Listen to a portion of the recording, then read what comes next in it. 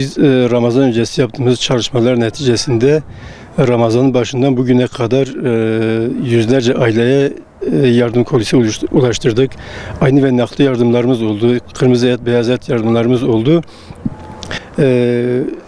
Ramazan başından bugüne kadar hiç ara vermeden kesintisiz bir şekilde bu yardım çalışmalarımız devam etti. Bu konuda bizlere yardımlarını esirgemeyen, ihtiyaç sahibi ağırlı hemşerilerimize yardım elini uzatan, onların yardım çağrılarına kulak tıkamayan, ellerini boş çevirmeyen hayırsever Ağrı halkına çok çok teşekkür ediyoruz.